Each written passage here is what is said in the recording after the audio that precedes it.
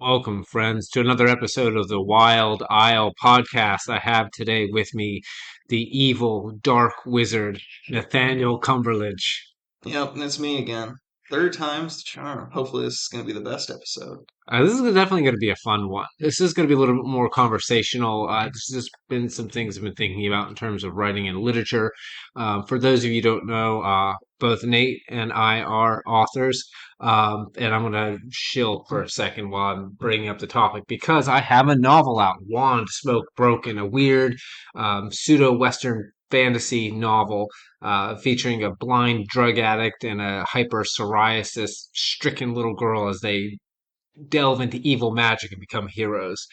You can find that, amongst other things, on my website, wildilelit.com. Amongst those other things are my editing services. If you are an author and you want to have your manuscript edited, please check out my services. I really like working with you guys. It helps me get better as I help you get better, and we both learn from the process. And then you have something ready to put out to market. Aside from that, I have a couple other things coming up. If you're a Wheeling local and you happen to be Wheeling, West Virginia, and you happen to be listening to this, I'm going to have a lecture called The Philosophy of Writing. The first five lectures, part one, are going to start in January, and they'll be weekly for that month. And it's going to be at the Ohio County Public Library, free for all who are coming. So just show up, and I would really enjoy having you there. I think this is going to be really both fun and educational. It's an excuse for me to teach philosophy through writing, and you are going to learn to write better. And you need to learn to write better because probably you're functionally illiterate, and probably if you're an adult, your kids are functionally illiterate, and you know maybe you shouldn't be illiterate in a modern society. Also, if you happen to be listening to this when it goes live, in a couple days on Christmas Eve, I'm going to be releasing text and audio for a Christmas short story. It's set in my Wandsmoke universe. It's called Red Cap. So it's a bit of like a Christmas horror story. If you like The Nightmare Before Christmas, you're going to love this one, and it's really great if you've seen my work. If you haven't, I really recommend you check it out. First chapter for my novel is free, and I'm going to be coming out with a collection of short stories here in the next few months, hopefully, depending on how fast this goes. All right, did I shill everything that I have? I think that I did. All Pretty right. sure that's it so far. Yeah. All right. What we're going to be talking about today, just writing in general. I think where do I want to start?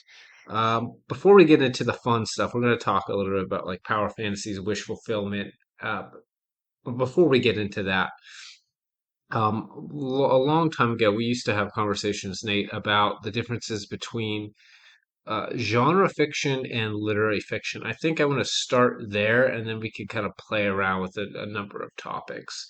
So, yeah, in your let's say assessment, what are the differences between genre and literary fiction? Do you draw a line between those two things? Uh, I generally don't, but I've seen most people would say, I guess, genre fiction is generally solely for entertainment versus fiction is supposed to have some kind of higher goal, but I would argue that is not the case. But that's just my assumption of what those people think. Yeah, I mean, I would agree with you because I would ask what story does not have a theme, and by theme I mean like a thesis, a meaning, something that it is demonstrating to the reader is true about life, right? Like I've never read a story that doesn't have that.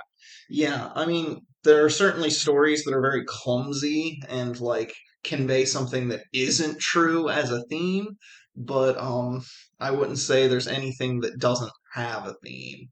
Like generally, even if you're not conscious of it, your work is going to try and convey something about what you think and feel about the world. Yeah. So given that that is the case, that like no matter what, really, you're going to have a deeper meaning.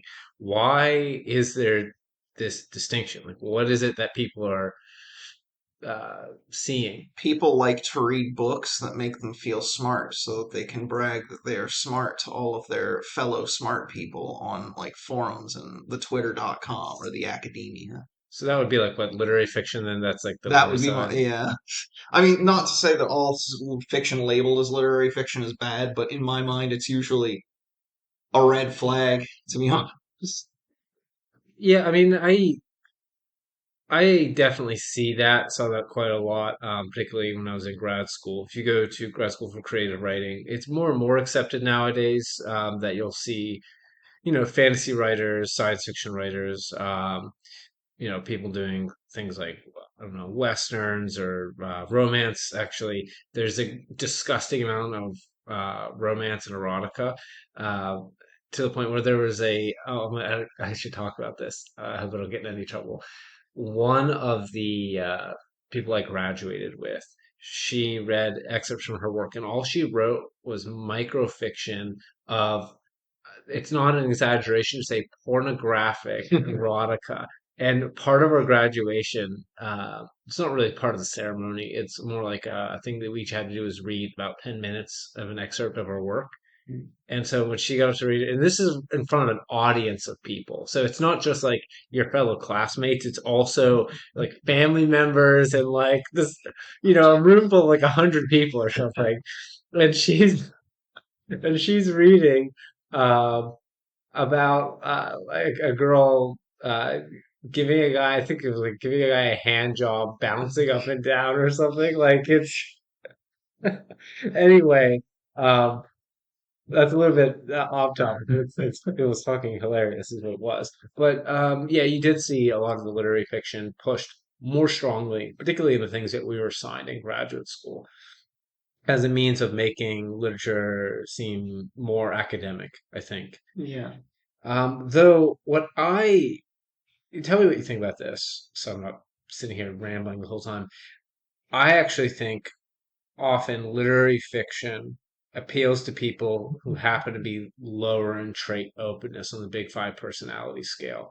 So, my idea behind that is when the higher someone becomes on trait openness, the more they become. I would describe them as mythological in their orientation. Like they start to see the world through connotations, Yeah. as opposed to, I hate to say, being less imaginative because it's not exactly right, but I've noticed essentially what makes literary fiction typically is the setting.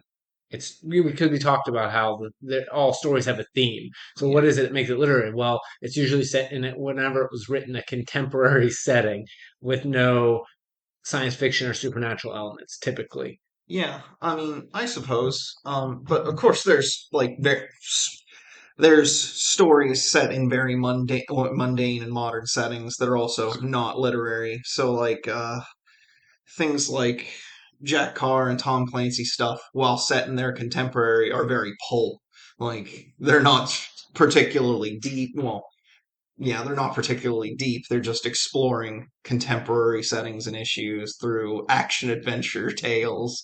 But Yeah, so my difference there isn't exactly what we say, all encompassing. There's some missing elements.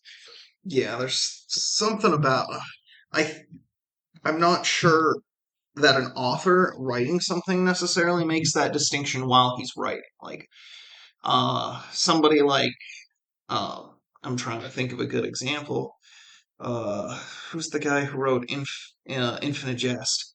Anyway, I don't think he sat down with the conscious thought that I'm gonna write something of grand literary import or whatever.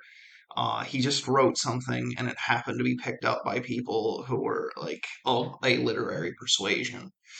So, and I think that's with a lot of people. I think the difference between good and bad literary fiction is that the conscious effort. It's like, am I trying to write something for literary appeal? And if that is the case, it is likely not very good. That's been my experience as well. It comes off as contrived, Yes. and I think that's because we don't. My argument would be we don't really know consciously what. I'm going to start that over. When you're writing a literary piece, whether it is couched in the trappings of genre fiction or not, what you're doing is you're writing out an argument. Now that argument is what is demonstrated through the theme of the work, I would argue, which is a little bit of a different definition than most books. If you're in academia, you're going to look up the theme, and it basically is interchangeable with a motif in the definition that they give. I think that's useless and redundant. The way I look at theme is the etymology, and it shares a root with thesis. Yeah. And it makes much more sense to consider the thesis of a work, its central truth claim it's making as its theme. And then when you look at a useful theme answers a question that is relevant to the people who are going to be reading it and that you don't already have an answer to. And I think that's why when you try, like someone tries to write like literary fiction or fiction of literary merit, we can say, Yeah. it's always going to come across as, let's say, superficial and I don't want to use the word contrived again, but I can't think of a better word because they're coming to the problem probably already with an answer, right? So they're not solving any problems. They're like this. Well, here's my philosophy, man, and I'm just going to put it in here, and uh, it's like a cheap allegory, I Yeah. would say. So then we have we talked a lot about literary fiction. I've had some frustrations though with genre fiction, like straight genre fiction as well. So I'll start off talking about the Dresden Files, which I'm supposed to read the third book. I should have read it like months ago, but I just keep reading other things because I don't want to read it. And I find it to be, let's say, as thin as the bad literary fiction that I've read, if that makes sense. And you can tell me, Nate, what's going on here. So I'm reading these books, and I'm not, let's say, I'm actually not really getting any theme really at all, other than like maybe, uh, you know, the good guy wins in the end, something like that. Uh, Okay. So, like, I'm vaguely familiar with the Dresden Files. I've not read them, but I knew a lot of people who I was friends with and stuff that were into them at one point. But from my understanding, it's like a supernatural police procedural. So, by its nature, it's probably not going to have a super deep theme. But also caveat, I barely read anything published after 1990. So my perspective on some of these topics today about modern literary fiction may be couched in my limited experience. well, that's actually a really good shifting point because I was trying to get here is I don't like reading a lot of modern fiction either, and I find that in a weird way, it's there's like stylistic and editorial choices in modern fiction that you do not see made in older fiction that I think strips some of the soul out of a lot of modern work. I think a big aspect of this is that a lot of people are not writers first and writing because they have a passion to write or they have a passion for reading. They typically are passionate about another medium, such as I don't know, comic books, manga, video games, or something. But they feel the need to tell a story. But one of the most thought of, typically accessible means of telling a story is the written word. So, like, they're taking these conventions and ideas and stuff from these other mediums that are playing to their strengths and trying to convey them through a medium that they aren't necessarily geared towards. And that is going to come through corrupted of sorts. So, like, the same storytelling techniques don't always work across genres, or not genres, but mediums.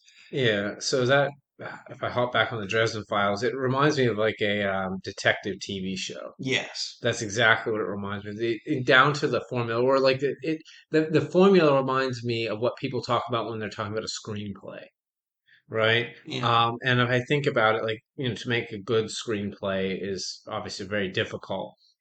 But it's funny because on the other side, it's very easy to write a bad screenplay because you hardly have to really write anything. of depth because right. And so then if I expand a bad screenplay and just fill in the gaps, now I have the Dresden Files. Yeah, but then yeah, you fall into on the topic of bad writing being easier than good writing. This is where you fall into the trap of people who can't write a thing, couching their attempt in irony and self-parody in an attempt to be like, "Oh, I'm just pretending to be bad," when no, you're just not very good. And I see it's that with minimalism as well. yeah, Obviously, there's good minimalist writers, yeah. but what I notice is it's much if you can't write, let's say a well constructed complex sentence, something that, or you can't really employ figurative language very well. What you can do is say, well, I just like to let the words speak for itself. Someone said that in grad school, and I just wanted to kill them. Because it was such obvious it was such obvious bullshit. It's like, no, no, no. You can't do anything with the language itself. So instead of giving any type of description of anything, you just kind of say it happened in like a fourth grade writing level and then claim like I'm deep man, right? Because I mean, surely you've at the very least seen that somewhere. I probably have. And no examples spring to mind, probably because they're not memorable. But yeah, I can kind of see that.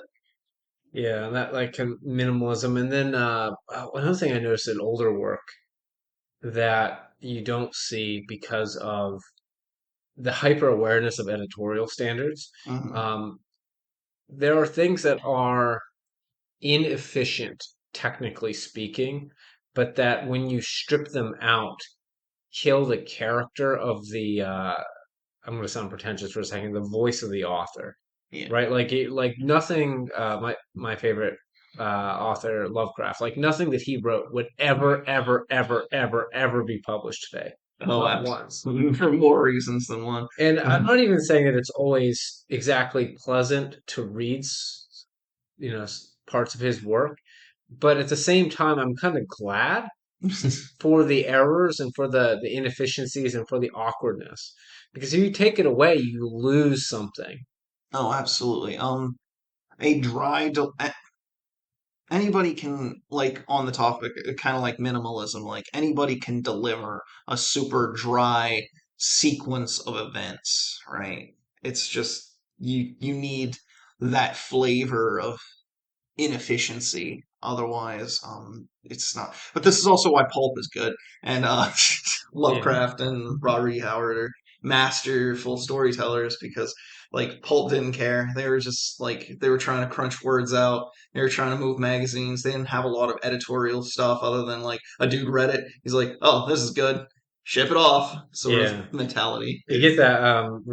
I've got a couple more of the last few Conan stories I still have to get through, but one thing I noticed reading them, you can tell when Howard had his like single sit down sessions of writing because certain words will get used a little bit too repetitiously in Uh-huh. that way that like when the word comes to you, you start to use it over and over and over again, and then it'll stop. And it's like, okay, you sat down at your typewriter and then you walked away and came back.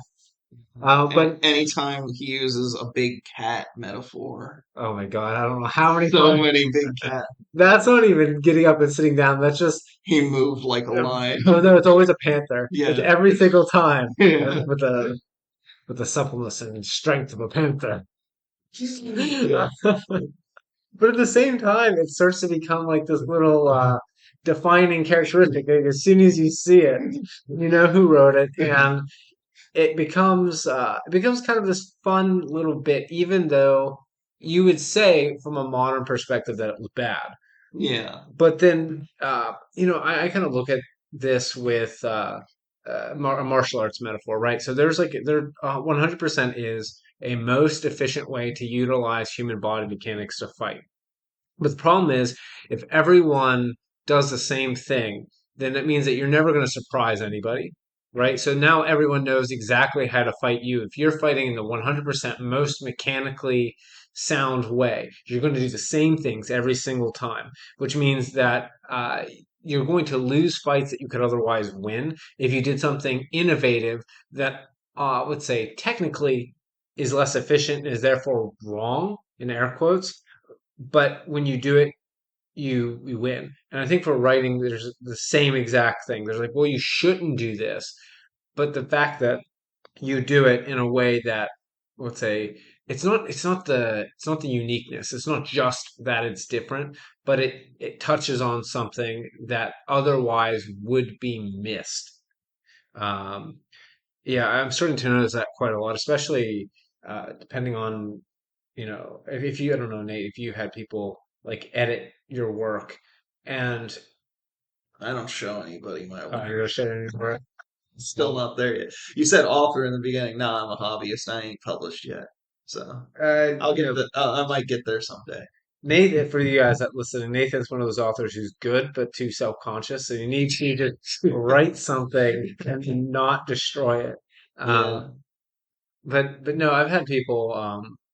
I've seen people edit like, each other's works, and they recommend a change. You can see, okay, I know why you made that decision because it'll be another author or something like that, or a professor, and it's like, yes, that does make it more efficient, Mhm. but I can tell you didn't read it out loud because when you read it out loud, it'll like kill the entire flow and cadence of the sentence, the way it sounds, the peculiarities to the voice. Again, it would be like going to Edgar Allan Poe and start like hacking away at his word. You could, right? It's so Yeah. easy, just chop, chop, chop, chop, chop, chop, and it's like, well, then now you killed Edgar Allan Poe.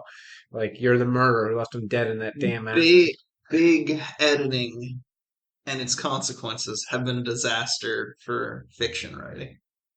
Yeah, it's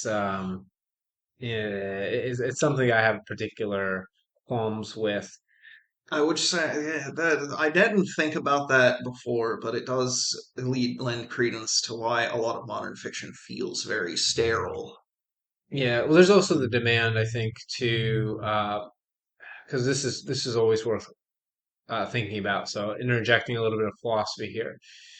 The Taoists point out that there are two different types of people, and they distinguish them as being the high and the low. And the lower in the majority and the higher in the minority. This is all like Nietzsche, same thing. Like you have the higher man, right? Yeah. And in order to write to appeal to the most people, you actually do need to reduce your standards to people who don't have, let's say, discerning enough taste to notice a lot of the things that get chopped out. And they also don't have the capacity to appreciate things that, let's say, are complex or unpleasant enough at first that they dissuade them from reading. So, like when I first started reading Lovecraft, for instance, I actually had to learn how to read Lovecraft. You have to learn to like pause at weird and unnatural times to make the sentences work because otherwise, like the sentence goes on for a paragraph and it's like I'm out of breath and I've forgotten what the hell I was even talking about. Yeah. But as you practice, as you get better, Oh yeah, reading out loud to yourself your own stuff or somebody else's stuff is actually very useful. I don't know if you talked about that on here before, but I don't think I have, but yeah, absolutely, one should do it. And when you do, it's so funny. I did this. An ex-girlfriend, right? So, big, we talk about the Dresden Files again, big fan, right? And we had a bit of a spat at the beginning of the relationship because I assumed that it was going to be lowbrow garbage and it was, one of her precious series. So, of course, she felt offended. But later on, I picked up one of the books that she had and I just started reading it out loud. And at that point, she had read some other things that I had shown her. Or at least I had read them bits of them to her, so she knew what they sounded like, and had been it's like you can't unsee what you have seen. So then, yeah. okay, so you like for instance, I read and make someone appreciate or make her appreciate, let's say, I don't know, Blood Meridian and Cormac McCarthy. I love Blood Meridian so much, Yes. and once you I'm can, glad you love Blood Meridian. yeah, it's so fucking beautiful.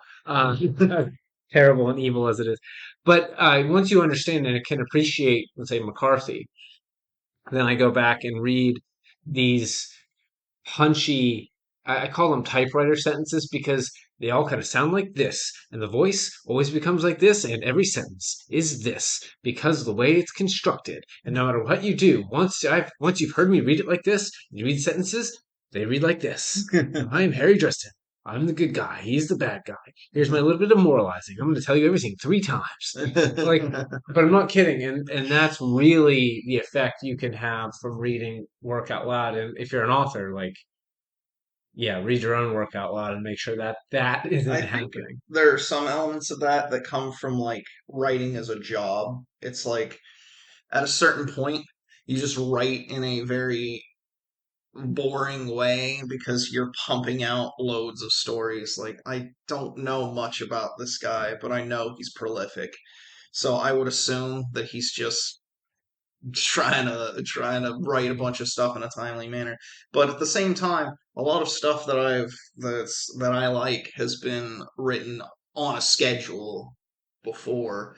It's just I don't know, maybe it's just different philosophies of uh approach to that same kind of writing for profit motive. Like, not to say, and I'm not even saying writing for profit is necessarily bad. Like, a lot of your favorite fiction and stuff, even to this day, folks, is probably not churned out for the most noble of motivations.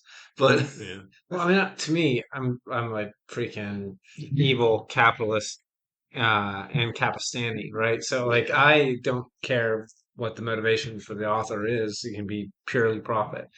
Um, but I do see that typically when profit becomes the primary motive, like when the author doesn't want to write this next book but needs to keep the money flowing in, yeah, then you start to see essentially a lack of attention to detail. But I think beyond that, you see them writing to where the money is. And where's the money?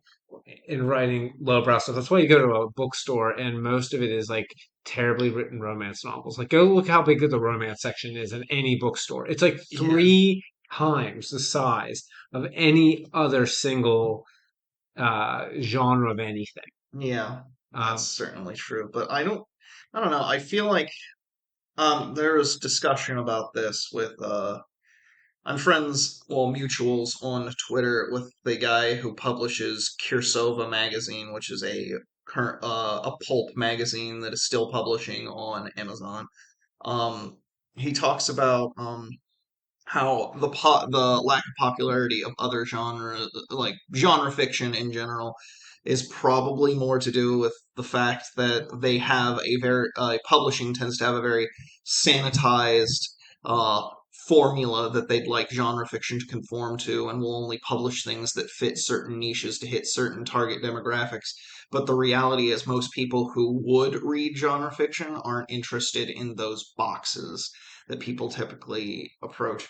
And also, like, they make a lot of these books boring. This is something the same guy I talked with about this is that cover art for books has gone way downhill. It has become super minimalist, and even ones that aren't minimalist, usually a genre will be tied to like a couple different archetypes of cover: person with sword, spaceship and planet for sci-fi, and it doesn't jog the imagination like the height of like paperback genre fiction in the 70s, where you got people like Frank Frazetta and other such pulp artists and stuff throwing up these beautiful paintings for covers. I mean, they were like amazing. Like Yeah. you look any of the old pulp covers. I actually really hate what you're talking about because I had to capitulate. So my novel went through a couple different covers.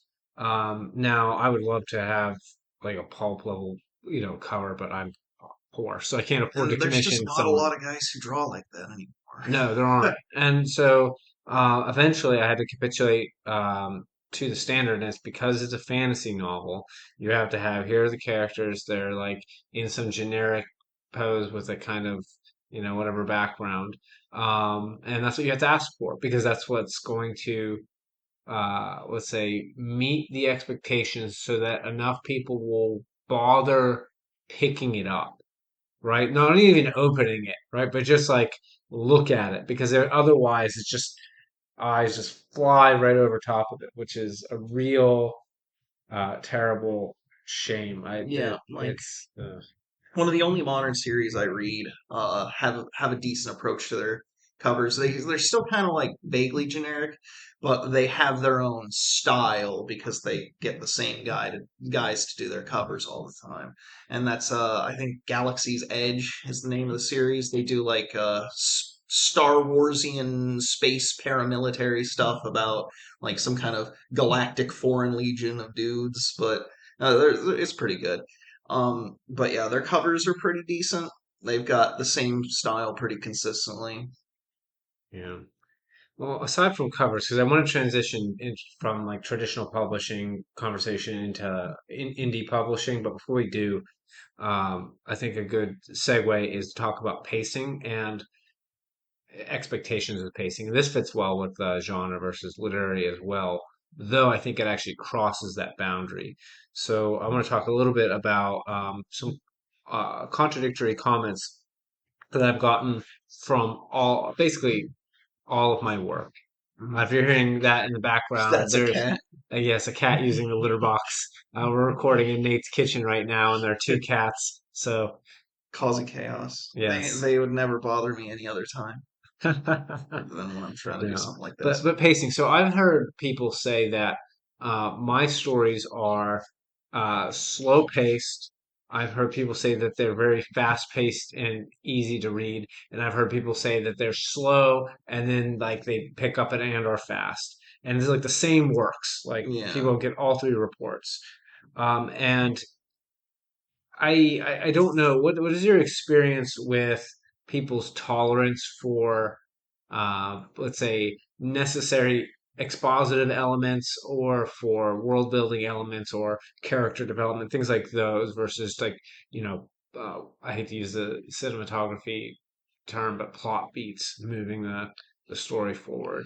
I'm I personally, in my own writing and showing it to the people that I do show writing to, usually my experience is I am severely limited on exposition. I take a philosophical approach of like don't explain anything, have people wonder, and then sit there and they either figure it out or that's just a mysterious thing. It depends on the genre, personally. Uh, but people tend to have their eyes glaze over long exposition, which is why it's better to be kind of punchy about it or incorporate it into something interesting that is happening. Like I write a lot of sci-fi-ish stuff. So like if I want to describe a piece of technology, I wait until it's in use and like just break down. Say I have this fancy weapon system, right? These guys use a chem propellant coil gun or something. So I'll go for the first time some guy shoots it at somebody. I'll describe the process of how the mechanics work, when then what the round does to people or whatever, and stuff like that. But I find that the tolerance for that kind of thing, if you can work your exposition into what's happening, it goes down a lot smoother. Yeah, definitely. It makes it easier to swallow, but then that kind of excludes something like tolerance for, I don't know, a Russian, any Russian novel or Yeah. short story. Like you're Yes. never gonna get through them. Like I don't know, The Brothers Karamazov. I think it's like the first 100 pages. It's basically exposition Yeah. before the plot actually starts getting anywhere. Or even like Nikolai Gogol. Some of his stories have a decent amount of long-winded setup before anything happens. Yeah. Or With Lovecraft, like the Shadows of Innsmouth. If you really notice, like before he talks to Alan Zadok, really, it's the most dry. Like, oh, I'm looking at the architecture, yeah. like for I don't know how many pages. Yeah. Um, so why am I bringing all of that up? I guess I wanted examples of works where they did have, I would say in terms of plot structure, a very long building time in the beginning to set things up before the plot moves. And I've also, It's what's At the Mountains of Madness. Oh my God, The yeah. whole No, first half of the novel is this is how this expedition is going to go, and the other half of the novel is this is how it went and how it all went wrong. I actually enjoyed that part of it though. Like I especially, the what would you say, Lovecraft speculating on technologies that allowed for this like very again dry academic study into the That's Arctic. it's almost like a techno thriller esque thing. So like in genre fiction, the techno thriller is something that is generally modern day or near future, trying to extrapolate on all the things that are used in the process of something that is I don't I guess I would say fairly mundane. So a techno thriller might be about a realistic portrayal of like these guys gotta get in a space shuttle and stop this satellite from collapsing, or this team of guys has to sneak into this country to, I don't know, shoot a terrorist or something. And but the emphasis is less on character and more all of the technical detail. And that used to be a very popular genre, like with mainstream appeal from like the mid '80s to the late '90s, but then kind of fell off. I have thought that depending on what kind of media people consume and what they're used to doing, that it has to do with shrinking attention spans. That could be a possibility, but I have my own theories on stuff like that. I'm trying to. I didn't want. I don't want to go there yet. So Okay, let's. we'll hold off on I that. want to wait till we talk more about power fantasy before I All talk right. about Well, that. I guess we could skim over because I wanted to get your opinion on why, for instance, like so I remember way back when I first published Wand Smoke, some of your buddies listened to the first chapter, and I remember you saying that it was to them both too slow and too serious, despite this novel being like the a faster paced, less And serious. more silly things you've written, yeah, because there's more jokes in it and stuff. Yeah, and I think that has more to do with like some of my sample size or people who primarily read things like Terry Pratchett.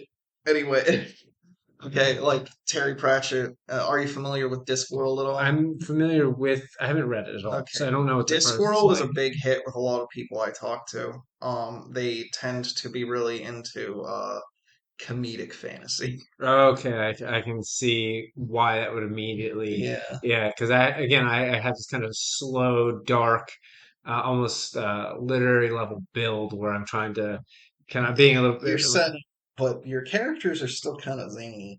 At least in that series. Yeah, well, all my writing since I started this series has been in the same setting, Yeah. so almost all the characters are that way, perhaps except for Cactus Man, uh, which is funny because in principle he's basically a cactuar from Final Fantasy, but I made him really tragic and dramatic and hyper serious and like and when I read his stuff, I almost like I almost start weeping from the just raw tragic emotion of like what happened to him and his role in it, and um, yeah, but it's a fucking captain.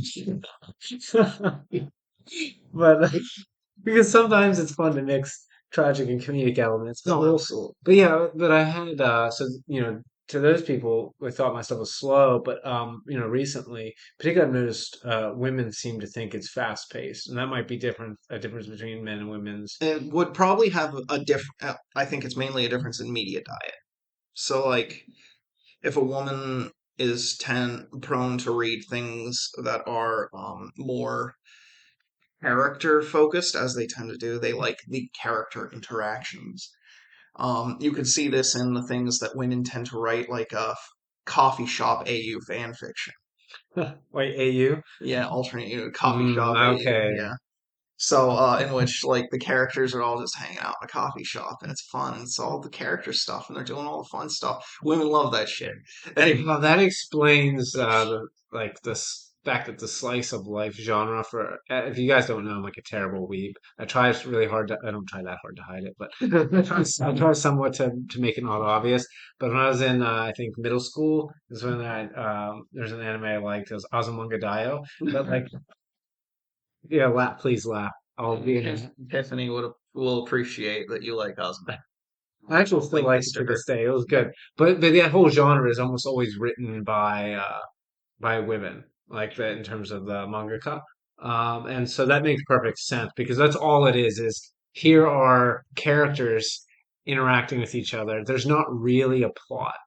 Um, okay, so that probably explains the difference So, in but the perception. opposite side of the coin, where men say that your stuff is kind of slow, I think that has a lot to do with the fact that I'm gonna go on a limb on a bit of a tangent here to say that they don't really make books for men anymore, in a sense that like a lot of fiction tends to be slow prodding aimed at a general audience, while like old men's adventure novels tended to be faster paced for a reason. But also, like most men's stories have transferred to like the medium of video games, Yeah, like that makes sense. the stories of like adventures and soldiers and stuff just doesn't exist much in the literary world outside of nonfiction, where people are like writing memoirs and stuff about like going on an adventure or serving in a war or something like that.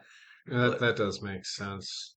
What was it? It was just about to language pacing. We'll move on to talk about indie stuff, particularly power fantasies and wish fulfillment, unless that my other thought that was in my head comes back. So I have this what do I call it? I see a lot of wish fulfillment, a lot of power fantasies, and I guess a more interesting question is why is it that they tend to be so cringeworthy when they don't necessarily have to be. The example I'll give is Conan, because Conan is Robert E. Howard, the man Robert E. Howard desperately wished that he was. yeah, But it's fun to read Conan. Like I don't feel like, oh, Robert, come on. yeah. Like I mean, there's very few moments where you're like, this is like a cringe self insert. or Like, even Lovecraft with Randolph Carter, yeah, Dreamcast from Unknown Kadoth. Like I didn't feel like, come on, Lovecraft. Like obviously you knew it was him, and yeah. like but oftentimes when I do, like coming back to the Dresden Files, Harry Dresden is definitely Jim Butcher. He looks like Jim Butcher. He dresses like Jim Butcher. Jim Butcher would have dressed and eats how Jim Butcher would have ate at the time when he was writing it in college in grad school, and like it's just completely like he even has the same thoughts that someone who's nerdy and wishes that he could take vengeance on the people around him purely through force of will do. It's like if only I could just use magic and just explode you in a fire. But then when he's Henry Dresden is like, when people scare me, I tend to get angry and hit things. It's not a good reaction. There's like I'm pretending it's a flaw, but if I'm not careful, I can just incinerate someone in a fireball. And it's like this is just what you wish Yeah, was the I've case. noticed that with a lot of people who write like wizard centric stuff, but that's another thing. Anyway, on the topic of power fantasy, side tangent. If you want to make a bunch of money, just write like self-inserty weeb Harvest Moon books and put them on Amazon. Like, those make so much money. I was talking with somebody about it the other day, but that's a change. Give me sorry, my phone's going off. But This is a professional yes, it's a podcast. very professional podcast. I didn't turn off my phone. But so Harvest Moon yeah, Harvest Moon fantasy. because like those make a lot of money for some reason. I can't comprehend why. Uh, but I was talking with another guy about it. But other than that, so I find that probably most authors probably have at least one character in their repertoire in fiction that is very self-inserty. Yeah. So But why do you think it's cringeworthy sometimes and then other times it's perfectly acceptable? Because it's um, definitely like somewhere it's like again, I don't mind even though Conan is like way he's both self-insert and wish fulfillment and power fantasy all at the same time, like the most biggest muscular dude who's super invincible, who all the women just like swoon over, right? You would expect that to be like eye rolling, but it's not eye rolling. So like yeah, why is that acceptable? yeah. I think it has a lot to do with like just mastery of craft. I guess it's like people will write wish fulfillment characters without like a um they won't challenge them enough, and I typically think that like the good wish fulfillment power fantasy characters are adequately challenged, even though you know they're going to win. So like uh you got Conan, you got James Bond and stuff. Like those characters go through ordeals still.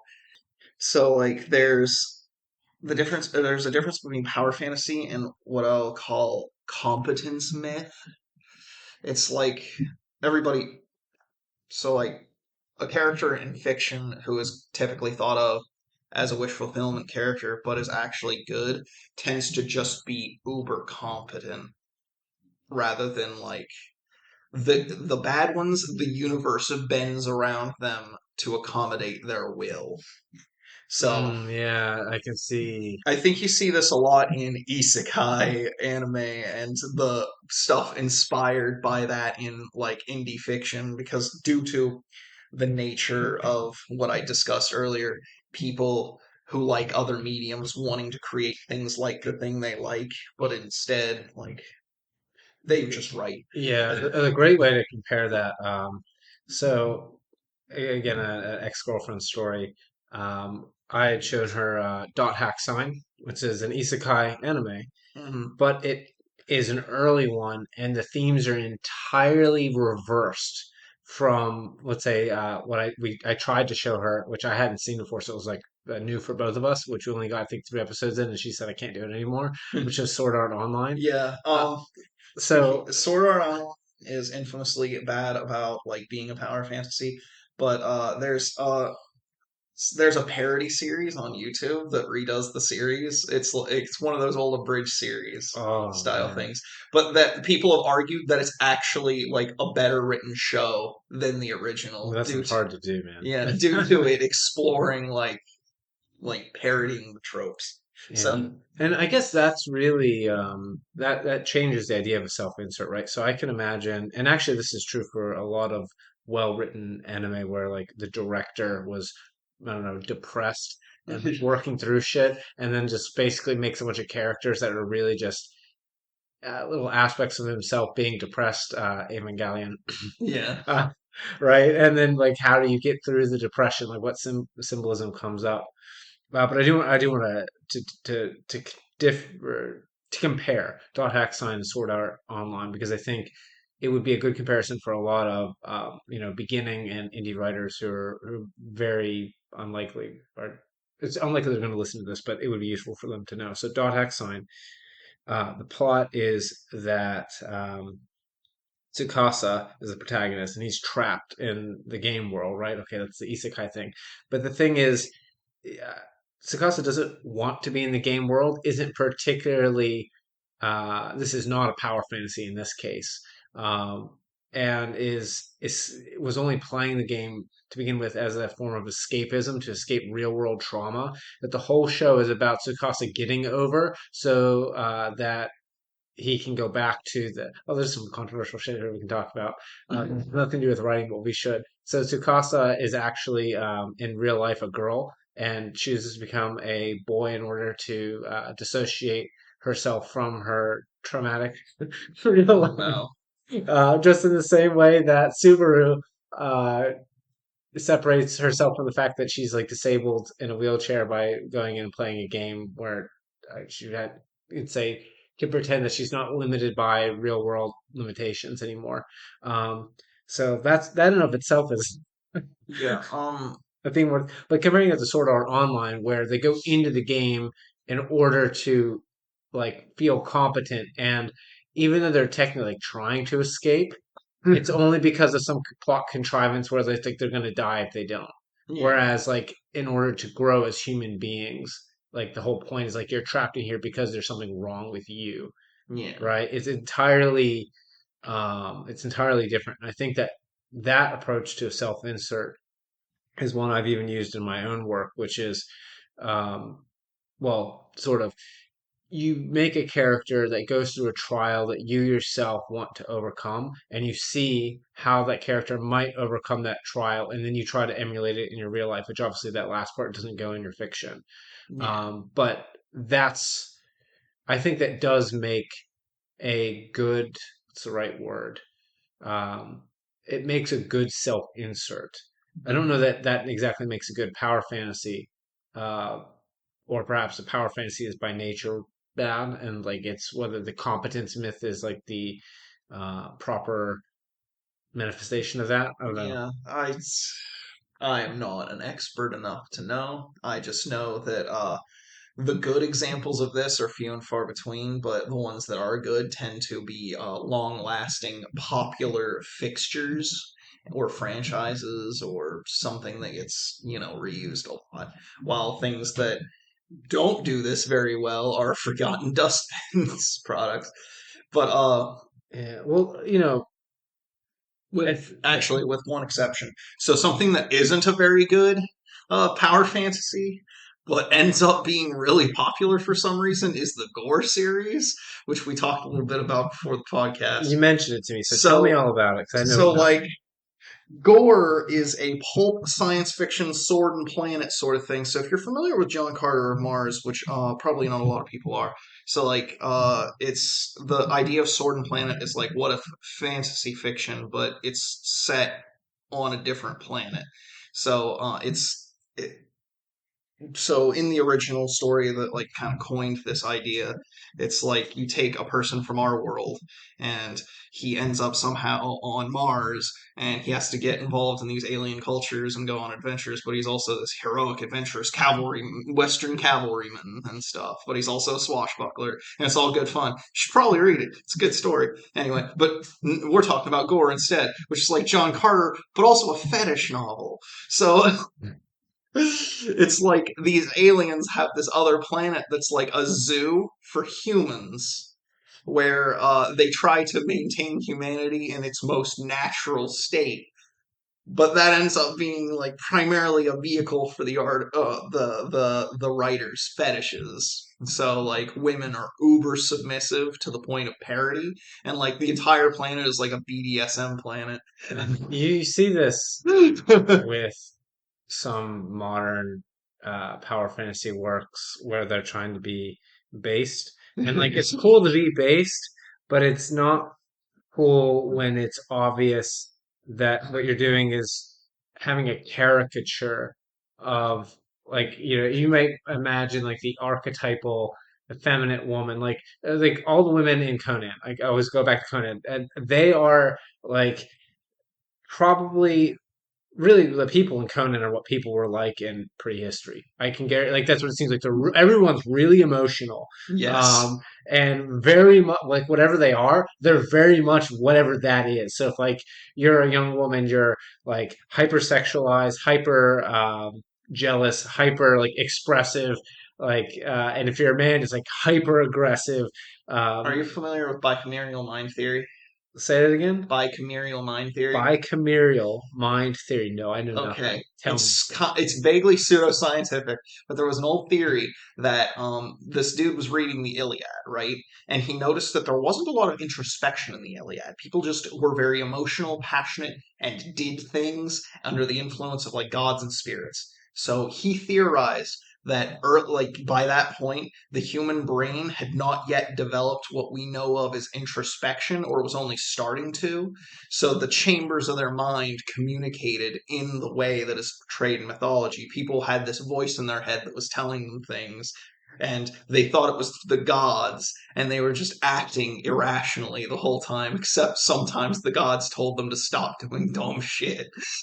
So that is actually kind of validated by Carl Jung and Archetypes in the Collective Unconscious. It's like Volume 9, Part 1. He talks about primitive man in exactly that way, Yeah. where, and it actually, the spooky thing is, Yoon would say that we haven't actually changed. We just think that it has. So human beings would experience, primitive man would experience his own instincts and emotions as foreign entities, right? Which is why the superstitions of the past are always, things that are inanimate having intentionality put into them. And if you look at children, like young children, they do that. If you don't tell them not to do that, that is their innate instinctual response to the world. Like if And you see some adults will still do this, where you stub your toe on I don't know, like a counter, or not a counter, I guess, but a cabinet on the floor, or whatever, and you curse at the cabinet, and you get mad at it. And then some people even like, fuck this cabinet. It's like, Yeah. and like kids really feel that way. Like they feel wronged by objects and things. A And very strange modern philosopher I read had suggested that the first religion of all man, even from children, is a form of animism, in which they associate positivity or malice to objects as if they are beings. So, yeah, and I mean that's exactly essentially what Yoon says that people did and still do. We're just way better at rationalizing now, like, yeah. way better at it since the Enlightenment. But it does make sense. How do we tie this back into fiction? So we were talking about the hyper archetypes in Conan, and how So, that's yeah. not the same thing as The harem anime. the hair. Everybody's writing harem anime now. It's very common. This kind of ties into our incel podcast.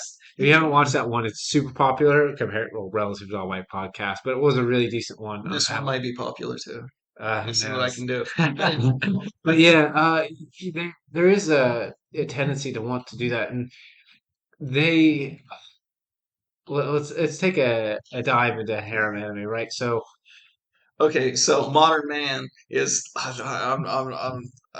I wanted to say a line, but it's kind of uncouth. Anyway, say it anyway. modern man is as pathetic, unfuckable. Anyway, so Well, in a sense, that would be the case. So if you guys don't know this listening, sexual dimorphism in a species is directly indicative of polygamy. The more polygamous a species is, the more sexually dimorphic that species is. And actually, humans are fairly, relative to other species, sexually dimorphic, which indicates that when we were hunter gatherers throughout most of our human history, that the norm for reproduction was. Uh, well, that Pareto distribution we talked about with the incel problem, right? Now, a lot of that was solved by constant states of war.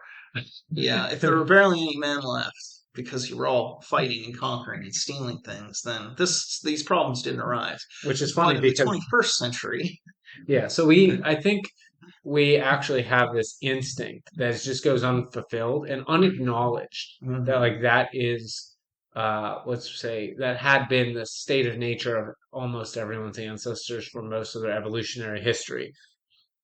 And so we see, as you said, the unfuckable man, yeah, and him. and his desire to and people catering to his desire in his monkey brain to like, man, it would be really cool if I was this cool guy who if I was like the Shinji. Well, no, Shinji isn't cool, but Yeah, like I was actually going in to bring his up position. Shinjimoto because I've noticed like the harem anime from like the before times, like they were a lot, like, relative to what comes out now, Yeah, were a like lot more like there might be like two of the harem girls who are actually interested in the protagonist, and the rest are just kind of there. And yeah, like the protagonist, Tenchi Muya, like wasn't he actually competent at something before they did all the spin-offs, like the I know there's like a modern spin-off, but I remember I'm him not. fighting a bad guy and actually. I have only like whenever it comes to like Evangelion stuff, I know the memes and I've seen some of the movies. Evangelion is definitely not a harem, at least not the original. Not Yeah, they did with the remake, but but like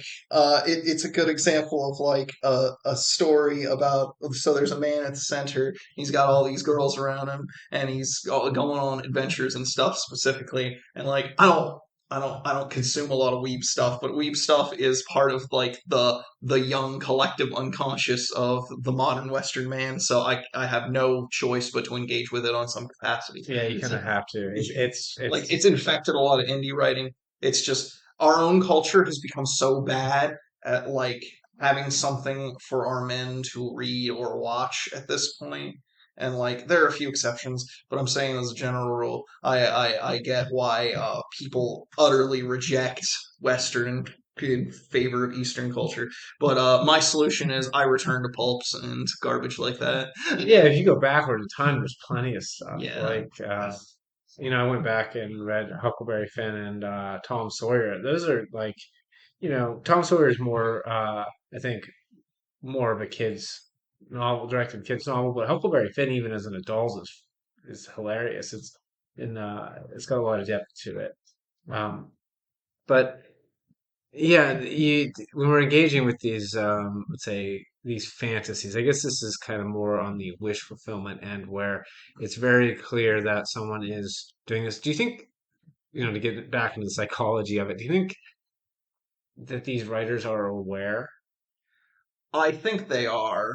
I would hope so. I mean, I would hope so too, but part of me thinks like like they know they're writing a fantasy, but the problem with a lot of those is like a lot of these particular, especially fantasies involving like dudes getting a lot of women, are written by people who don't have a lot of experience talking to women. And like I'm as misogynist as they come within reason, okay? I still think it's important to write women well. Otherwise your story comes off as like goofy. some of the stuff I had read, again to my ex-girlfriend, she would have these comments like, "Why are the men women and the women men?" That's just That was a lot. That was like a lot. Like that that's a lot of was stories. Yeah. Yeah, it was a ton.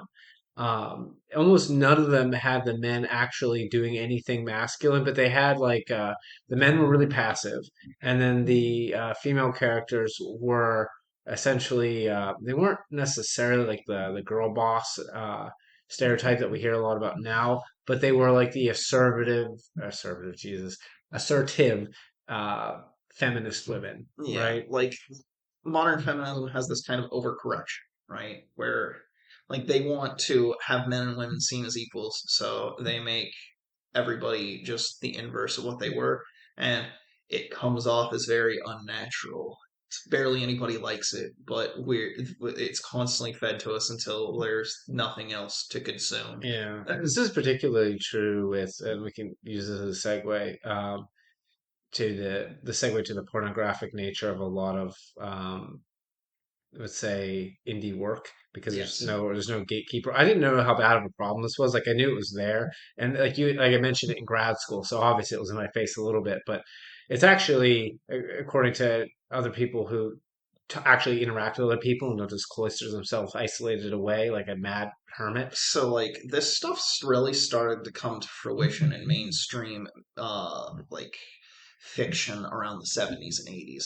There was an organization called I think it's the SFWA. I could be getting the acronym wrong, but there was an organization of people who are like a weird circle of perverts who promoted like really subtle fetish fiction.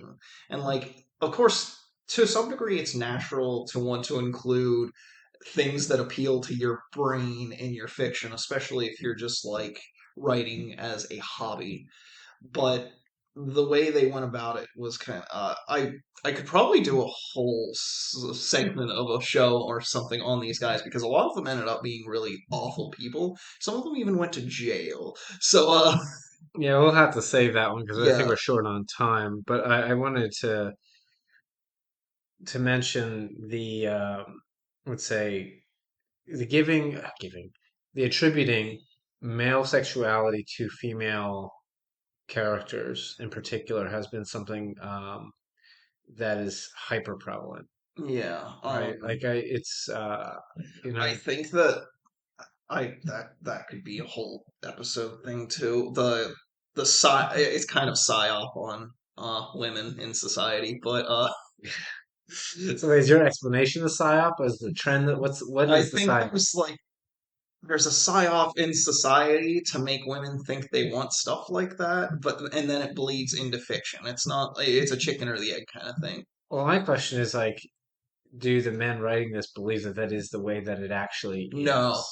So like the men writing like certain characters that are just like for a lack there of a better word, like they're men, so they're like martial sluts. Okay, they're like strong but also sexually promiscuous or whatever. It's just like uh, they're writing, so they want to write a strong woman for feminist appeal, but they end up writing a man, and they know that they know that's what they're doing.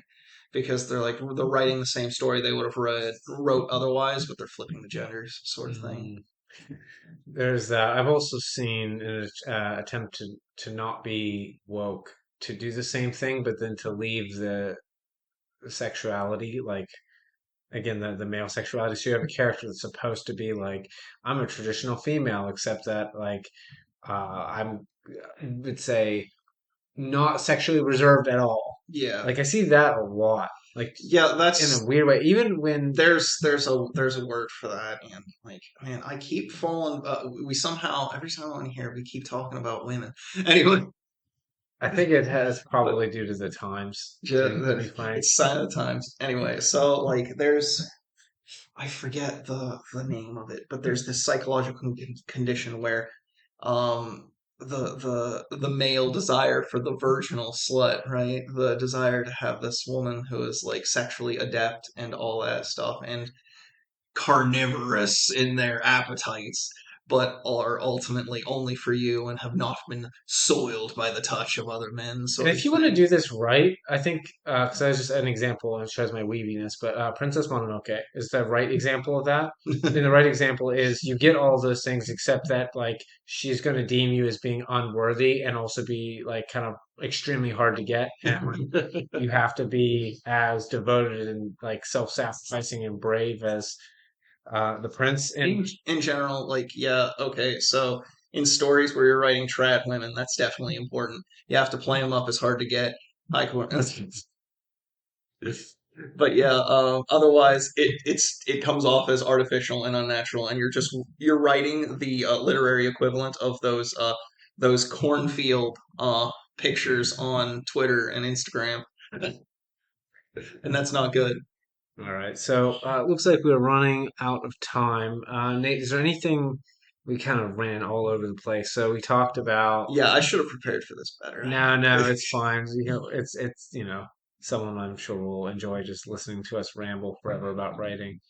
Um, but I want to kind of do a little bit of a wrap up. So we started out talking about, um, let's see, was it modern fiction, genre fiction versus literary fiction, kind Yeah, of denoting that there's not really a strong distinction between those two things due to the fact that that's not what a theme is. yeah, it's designed to artificially like segment stuff into serious intellectual writing for smart people, which is not really the case. Yeah, and we talked about style and editorial standards and traditional publishing, basically just making formulaic, generic works out of and killing personal style.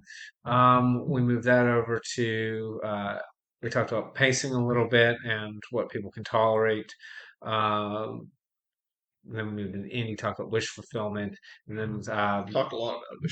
yeah, we talked a lot about wish fulfillment. The long and short of that is, I would like people to be a little bit more aware if that's what you're doing, and if If you're writing a wish fulfilling character, make him have flaws, give him some challenges. That's probably a good thing to have. It's like, yeah, uh, make this a person that I'm not going to roll my eyes at. Like that's your question. If someone reads this, are their eyes going to be rolling like, oh, okay. so like Conan wasn't very bright because he's a friggin' caveman, and James Bond is like a detached psychopath with emotional issues, at least in the books. So do that. Yeah. All right, guys. Well, if you're an author out there, keep writing. If you are struggling with any of the things that we mentioned here that are terrible, then you know what you should do. You should come to me, wildilelit.com slash, I think it's editing or editor, edit, I can't remember. Go on my website. It says editing. Hire me. I will do my best to help you shape up your story so that it doesn't look like that. It's not, let's say, a cringe-worthy wish fulfillment power fantasy where you're trying to be based and you end up coming out as a product of fourth wave feminism. Um, Other than that, if you're bored or you need something to read, you check out my novel, Wand Smoke Broken. It's on my website. You can find it. You can buy it on Amazon. Don't miss out my Christmas story this Christmas Eve. I'm going to put that live on my website, probably also YouTube. I'm not sure, but you could definitely find it. Follow me on social media at Marquise D Little on whatever social media I'm on there, except I don't really post to Getter and Gab because like no one's on there. No one knows, couldn't find any followers. So I thought, it's not that I'm posted those platforms, but just like there's nobody there. At least I no one who cared enough to follow me on there. That's what I should say. Yeah, get that Christmas story if you're a Wheeling local. January 3rd, Ohio County Public Library from 5:30 to 6:30. Check out my first lecture in the Philosophy of Writing series. Don't be illiterate anymore.